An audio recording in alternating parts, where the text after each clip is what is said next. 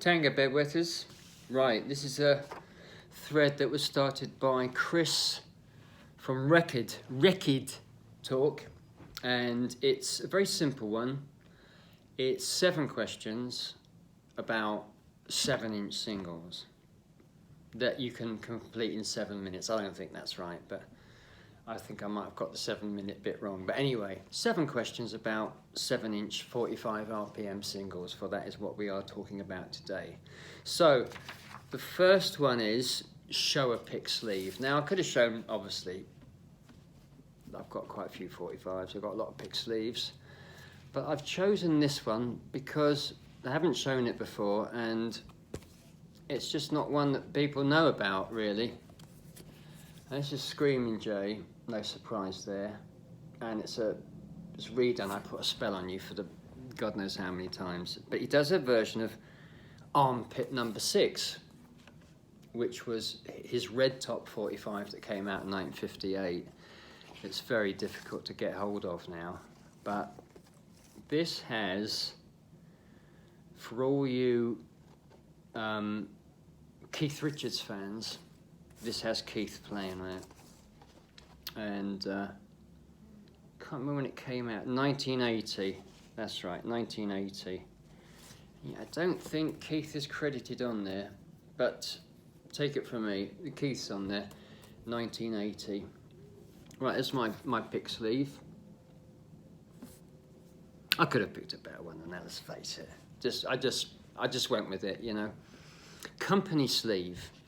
Right, now this is, again, I could have picked a really super duper rare, beautiful looking thing. I picked this because it's from my childhood, and this was a firm called Super Disc, as you can see.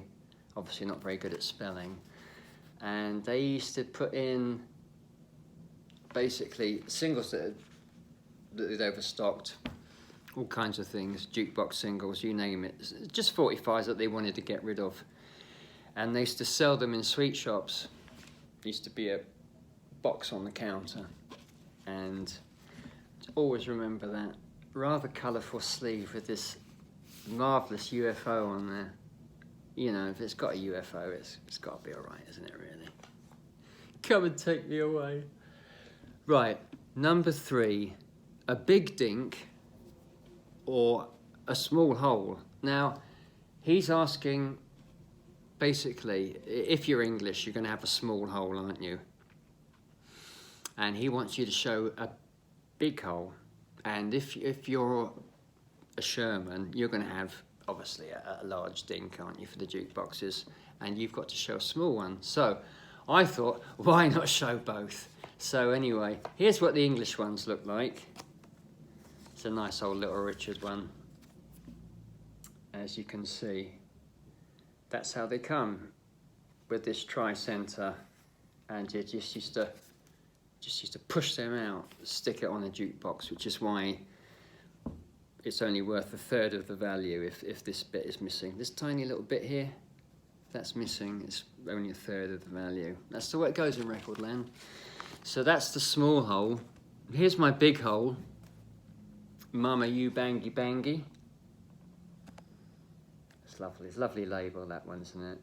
And that's a Mad Mike favourite. So that's the hole size, basically. The larger dink was so you could put them on a jukebox. Coloured vinyl, number 4. So I've picked out, let's be honest, I haven't got a lot of coloured vinyl. So I picked out one of these Top Deck 45s that they reissued back in I think back in the 90s. They did this really lovely Top Deck series. And that's what it looks like. Not bad. I'm not a big fan of coloured vinyl. I'd rather have the black vinyl if I have the choice, but I'm not gonna spike the noses right off of our faces, as John Prine used to sing with Iris DeMent. So I went with it because it's such a lovely box. It's a really nice box, that. It's just a Top Deck, and it's, I don't know how many 45s it is. I think it's about 8. It's 8. So there you have it. There's the coloured vinyl.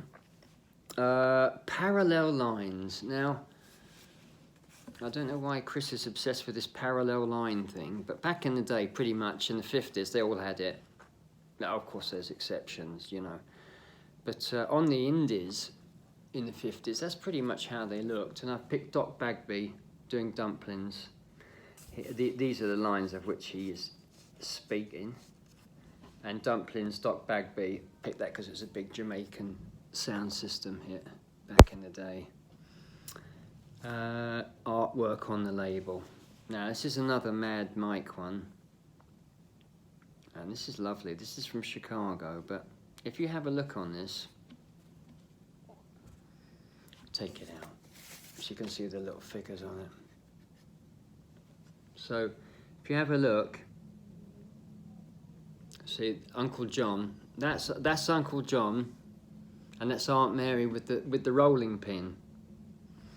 And on the other side, sitting here crying, and look, it's a little picture of a chap sitting there crying, just to help you out, in case you weren't very good at English.